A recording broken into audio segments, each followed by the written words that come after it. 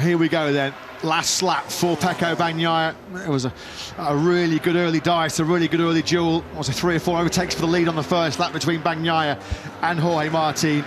Bagnaia was at the front when Martin made the pivotal mistake, attacking Bagnaia into that 2A chicane and then running wide, and he did not yield the 1 second that he needed to in that sector. The long lap penalty then dropped him to third, pushed back into second after Marc Marquez's big mistake. Augusto Fernandez, who had a long lap penalty due to exceeding track limits, he did complete a long lap, but he's entered the pits and retired, so a miserable weekend for Augusto Fernandez. Alex Rins has also pulled into pits, so has HRC test rider Stefan Bradl, but back at the front.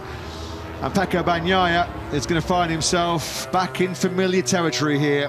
The number 1 on the factory Ducati will be back in P1 in the championship and back in P1 in a Tissot sprint. Yeah, looking at the pace of the top 2, whether Martin would have been able to have any answer for Bagnaia in the latter part of the sprint, even without a long lap penalty, we will never know. But Bagnaia has had this one firmly under control. A 4.5 second advantage. Martin, of course, having to settle for the second, promoted after the crash for Marc Marquez, and they will be level heading into tomorrow's Austrian Grand Prix. Just one corner left then for Pecco Bagnaia. He said he had to sort out his sprint Saturdays here on Thursday, and it has been job done from the world champion.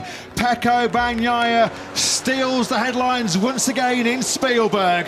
He takes the 14-lap Tissot sprint victory by nearly 5 seconds ahead of Jorge Martin, who rides through the pain barrier. An injury to his left thumb sees him second after his long lap penalty drama with his early mistake running through the chicane.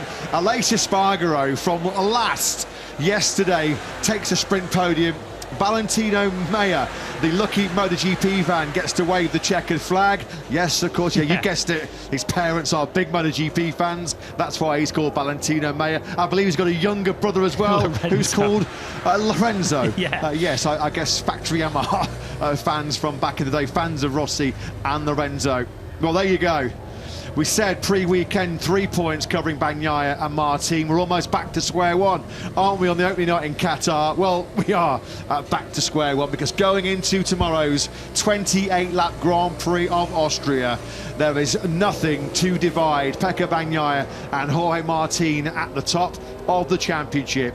Game on between the two factory Ducati stars. Aleix Espargaro takes third, Bastianini fourth after his first lap mistake at the chicane. Jack Miller starts and finishes P5.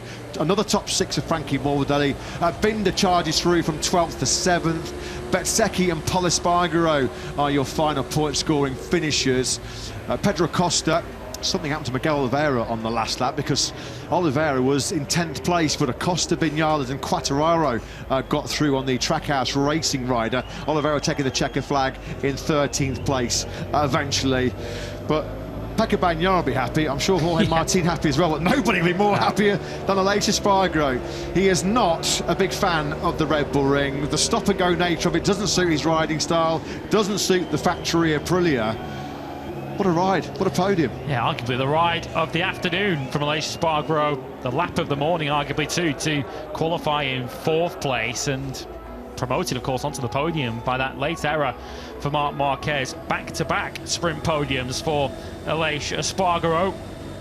As far as the World Championship is concerned, nothing to choose between Pecco Bagnaia and Jorge Martin into tomorrow, and it all came down to those early laps, didn't it?